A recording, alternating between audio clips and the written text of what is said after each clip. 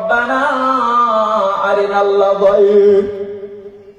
আল্লাহ আমাদেরকে কি বিভ্রান্ত করেছে, কে গোমরাহি করেছে, কোন নেতার কারণে আজকে আমরা জাহান্নামী হয়ে গেলাম। এইবার মুসলমান শুনে নাও, আল্লাহর নবী বলে দিয়েছে ওই সময়ের ভিতরে মেয়েগুলা আল্লাহর কাছে যখন বলবো আমার নেতাকে চাই, নেতাকে চাই, নেতা কি হবেন বাবা? আল্লাহর নবী বলছে নেতা হলেন যে ঘরের ভিতরে মেয়ে আছে, মেয়ের বাবা হলেন নেতা। মেয়েকে যখন আপনি বিবাহ দিয়েছেন, বিবাহ দেওয়ার পরে হলেন তার স্বামী নেতা।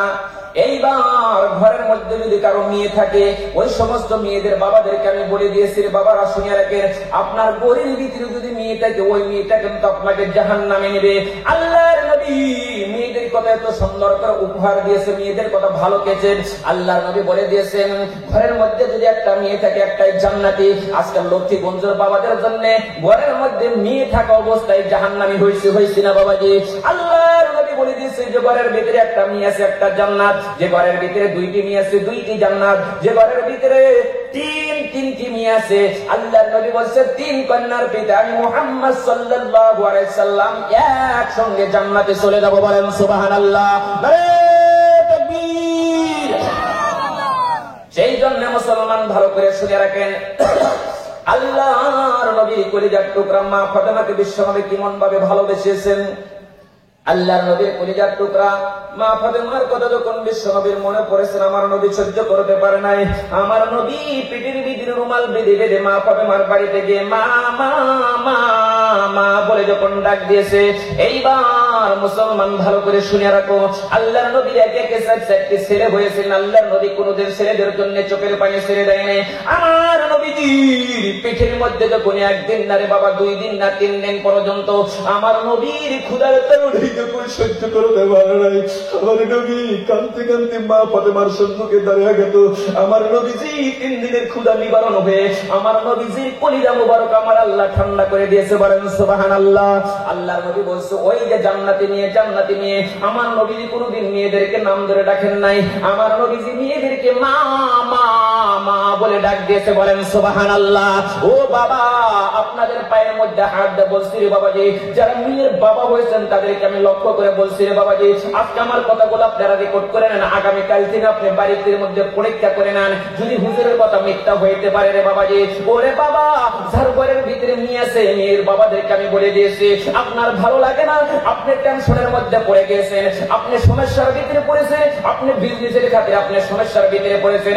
আল্লাহর নবী বলে দিয়েছে পৃথিবীর জমিনের ভিতরে আমি নবীজির যখন ভালো লাগে নাই টেনশনের মধ্যে পড়ে গেতাম, আমি নবীজির ঘরের ভিতরে চলে গেতাম। আমি নবীজি ঘরের ভিতরে চলে যাওয়ার পর শিশু মা ফাতেমা ঘরের মধ্যে ছিল।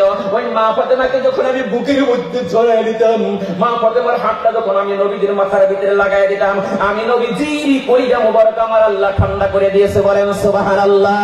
ওরে বাবা, আপনার ঘরের মধ্যে যদি মেয়ে আছে, মেয়েদেরকে কোনোদিন নাম ধরে ডাকবেন না, কারণ বাবা রে এই লক্ষ্মীগঞ্জ এলাকার মধ্যে কারো জানি মা নাই, কারো জানি বাবা নাই, কারো জানি অনেক দিন ধরে মাকে মা মা বলে ডাকতে পারেন না। তাদের জন্য এত বড় সৌভাগ্য নসিব। আপনি ঘরের ভিতরে চলে যান, আপনি ঘরের মধ্যে চলে যাওয়ার সঙ্গে সঙ্গে আপনার মেয়েদেরকে মা মা মা বলে ডাকেন।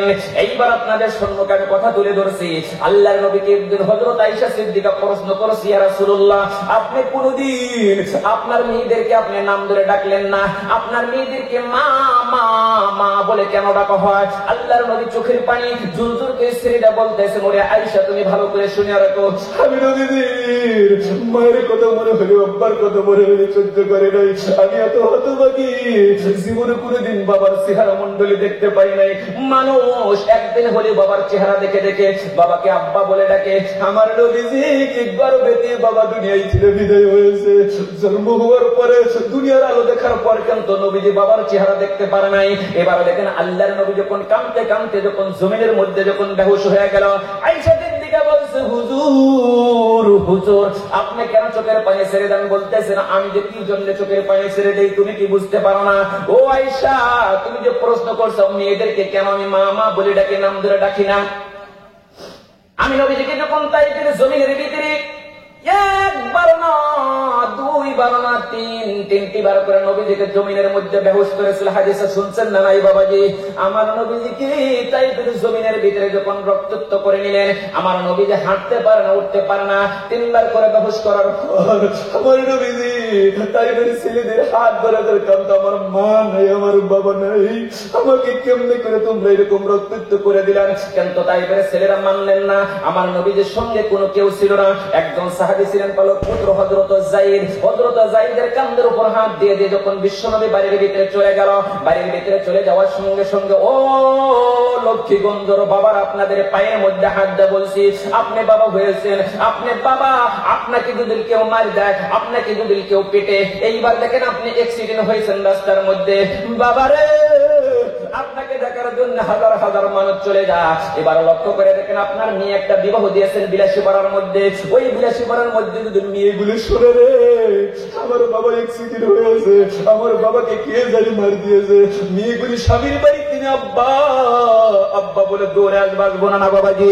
এইবার দেখেন আল্লাহর নবীর চারটি মেয়ে যখন ঘরের মধ্যে ঢুকে গেলেন, এবার তার সঙ্গে সঙ্গে তিনটি মেয়ে যখন বলল, হুজুর হুজুর হুজুর, আপনাকে তাই এবার ছেলেরা এমন করে মারপিট দিয়েছে, আপনি কি এদের জন্য কোনো শিকায়ত দিতে পারেন নাই? এদের জন্য কি আপনি কোনো বর্গ মেরে দিতে পারেন নাই? আপনি যদি বর্গ মেরে দিতেন নিশ্চয় আল্লাহ কবুল করে নিত। আল্লাহর নবী চোখের বাড়ি জোর জোর করে ছেড়ে ছেড়ে বলতে দেন, ওরে মা মা তোমরা ভালো করে শুনে রাখো, আমি নবীজি যখন তাইফের ছেলেদের জন্য বরদোয়া দিতাম, তাইফের ছেলেদের জন্য কোন শিকায়ত জানাইতাম, আমার আল্লাহ দুই পাহাড়ের সিপ্পা দিয়া তাইফের ছেলেদেরকে দুনিয়া থেকে বিদায় করে দিত। আমি ইতিম নবী কার কানে শোনাইতাম লা ইলাহা ইল্লাল্লাহু মুহাম্মাদুর রাসূলুল্লাহ। এবার দেখেন তিনটি মেয়ে ঘর থেকে বাহির হয়ে যাওয়ার পরে লক্ষ্য করে দেখবেন যার ঘরের ভিতরে 4টা মেয়ে আছে, 5টা মেয়ে আছে, 2টা মেয়ে আছে, যারা মেয়ের বাবা হয়েছেন তারা আমার কথাগুলো একটু রেকর্ড করেন। বাবা বাবা বাবা তিনটি করে তিনি বাইর হওয়ার পরে কিন্তু ছোট্ট মেয়েগুলো বেশি বাবার প্রেমিকা হয় না বাবাজি? ছোট্ট মেয়ে যদি থাকে রে বাবার এত আশিক হয়, বাবার প্রেমিকা হয়। মা প্রতিভা বিশ্ব নবীর মাথা হাতাইতে আর বলতেছেন, বাবা গো তোমাকে ছেড়ে আমি যাইতে পারি না, ওরে বাবা তোমাকে ছেড়ে আমি ঘর বাইরে হইতে পারি না। আল্লাহর নবীর মাথার ভিতরে যখন মালিশ করা শুরু করে দিলেন, মালিশ করতে করতে আল্লাহর নবী যখন একটু ঘুমাইয়া গেল রে বাবাজি, আল্লাহর নবী যখন আরাম পেয়ে ঘুমাইয়া গেলেন, আমার নবীজি স্বপ্নের ভিতরে এমন একজন ব্যক্তির সঙ্গে দিদার হলো, সে তার নাম হলো মা আমিনা। বলেন সুবহানাল্লাহ। ও বাবা আপনাদের পায়ের মধ্যে হাত দিয়ে বসে অতি তাড়াতাড়ি প্যান্ডেলের নিচে বসেন। এইবার যারা বাবা হয়েছেন তাদেরকে আমি লক্ষ্য করে বলছি রে বাবাজি, যাদের মা নাই, যাদের বাবা নাই, আজকে 10 বছর হলো মাকে মা বলে ডাকতে পারেন না, 20 বছর হলো বাবাকে বাবা বলে ডাকতে পারেন না। হঠাৎ করে যদি রাত্রে ঘুমাইছেন, ঘুমানোর সঙ্গে সঙ্গে যদি স্বপ্নের ভিতরে আপনার মা এসে হাজির হয়, আমরা কি রাত্রে ঘুমাইতে পারবো কি বাবাজি? স্বপ্নের ভিতরে যখন মাকে দেখলাম, স্বপ্নের ভিতরে যখন বাবাকে দেখলাম, বাবা বাবা বলে ডাকার পর ঘুমের দিনে চমকে উঠে দেখেন মা নাই, বাবা নাই, সারাটা রাত ইতিম সন্তানের আর ঘুম ধরে না। ধরে কি বাবাজি? এ বাবা শুনে নাও, জেনে নাও, সারাটা রাত আর আমার ঘুম ধরে না, ঘুম ধরে না। কি স্বপ্নের মধ্যে দেখলাম? আল্লাহর নবী যখন স্বপ্নের মধ্যে দেখলেন মা আমিনার সঙ্গে দিদারও হয়ে গেল, মা আমিনা যখন বিশ্বনবীর সম্মুখে দাঁড়ায়, মা আমিনা কাঁদতে কাঁদতে যখন বিশ্বনবীর মাথার ভিতরে যখন ছুটা পড়ে গেল, আমার নবীজি ঘুমের তিনি চমকে উঠলেন। ঘুমের তিনি চমকে উঠে দেখেন যে মা আমিনা নাই। বাবাজি খারাপ লাগবো না ভালো লাগবে? একটা আওয়াজ দেন, ভালো লাগবো না খারাপ লাগবো? না আওয়াজ বুঝতেছেন না, ভাষা বুঝতেছেন না নাই বাবাজি? বুঝতেছেন না, আওয়াজ দেন। ইনশাআল্লাহ যদি আপনি স্বপ্নের ভিতরে দেখলেন, দেখার পর যদি বললেন যে মা আমিনাকে আমি দেখলাম, নিজের মাকে আমি দেখলাম, যাদের মা বিদায় হয়েছে তারা বুঝতে পারেন। বাবাকে যদি রাত্রে স্বপ্নের ভিতরে দেখলেন, ওই বাবাকে স্বপ্নের ভিতরে দেখার পর ঘুমের দিনে জাগ্রত হলেন, জাগ্রত হওয়ার পরে যদি দেখেন বাবা নাই, মা নাই, যাদের মা বাবা বিদায় হয়েছে তারা বুঝতে পারেন সারাটা রাত আর সন্তানের ঘুম ধরে না। ধরে কি বাবাজি? ধরবে না। আজকে আমরা যারা বসেছি মা বাবা জিন্দা আছে দেখে আমরা বুঝতে পারি না। এই যে 32টি দাঁত আছে, এই 32টি দাঁতের ভিতরে একটা দাঁত যেদিন পড়ে যাব তখন আমরা বুঝতে পারবো যে কত বড় কষ্ট। এখানে আমরা বসে আছি বাবা, আল্লাহর নবী ওই স্বপ্নের ভিতরে যখন মা আমিনার হাত ধরলেন, মা আমিনার হাত ধরার সঙ্গে সঙ্গে আল্লাহর নবী ঘুমের তিনে চমকে উঠলেন। ঘুমের তিনে চমকে উঠে দেখেন যে মা আমিনা নাই। আল্লাহর নবী কাঁদতে কাঁদতে চোখের পানি যখন ঝরনার মতন ছুটে দিয়েছে, হযরত জিবরাইল এসে আল্লাহর নবীর কানের মধ্যে শোনায় দিয়েছে, ইয়া রাসূলুল্লাহ আপনি আর কেঁদেন না, আপনি যদি কাঁদেন আমার আল্লাহ সহ্য করতে পারে না। আপনি যে রাত্রে মা আমিনার স্বপ্নে হাত ধরেছিলেন, ওই হাতের দিকে আপনি লক্ষ্য করেন। আল্লাহর নবী হাতের দিকে লক্ষ্য করে যায় দেখেন যে নিজের মেয়ে ফাতেমার হাত ধরেছে। সেদিন তিনি আল্লাহর নবী মেয়েদেরকে মা মা বলে ডাক দিয়েছে। ঠিক ছাড়া বলেন সুবহানাল্লাহ, লা ইলাহা ইল্লাল্লাহ, লা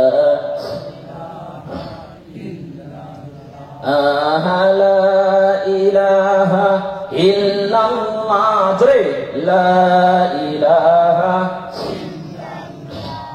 এইবার মুসলমান তাহলে মাকে ইনশাল্লাহ আজকে ইনশাল্লাহ ভালোবাসবো তো নাকি? ইনশাল্লাহ হাত তুলেছে ইনশাল্লাহ কে কে ভালোবাসবো ইনশাল্লাহ? যাদের মা আছে, যাদের মা নাই, যাদের মা নাই আমি কি বলছি, আমার বয়রে কি বলছি, তারা মেয়েকে ভালোবাসবেন তো নাকি ইনশাল্লাহ? মায়ের কদর দিব তো নাকি ইনশাল্লাহ? মেয়ের বাবা যারা আছে আজকে ইনশাল্লাহ মেয়েদেরকে মা মা বলে ডাক দেবো। কে কে হাত তুলেছে ইনশাল্লাহ? নারে তাকবীর, নারে তাকবীর, জিকির করি লা ইলাহা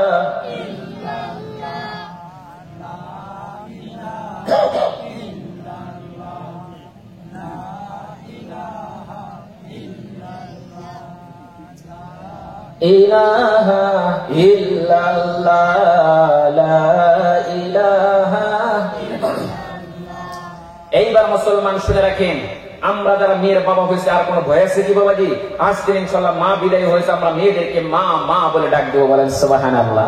আল্লাহর নবী রাত্রে হাত ধরলেন মা আমিনার, ঘুমের দিনে চমকে দেখেন যে মা ফাতেমার হাত ধরেছে। সেদিন থেকে আল্লাহর নবী বুঝতে পারছেন যে মেয়েদেরকে মার মর্যাদা দিতে হবে। বলেন সুবহানাল্লাহ। ইনশাল্লাহ আমরা আজকে ইনশাল্লাহ তওবা করে নিব। ইনশাল্লাহ মেয়েদেরকে আমরা কোনোদিন গালি দেব না। দেবো কি? এইবার পর্দার কথা আমি বলে দিয়েছিলাম, বাবা শুনে নেন, জেনে নেন। আমি বলে দিয়েছিলাম মেয়েদের কথা, পর্দার কথা, কিন্তু মেয়ের মর্যাদার কথা আপনাদের সম্মুখে আমি তুলে ধরলাম। বাবারে তোমরা ভালো করে শুনে রাখো।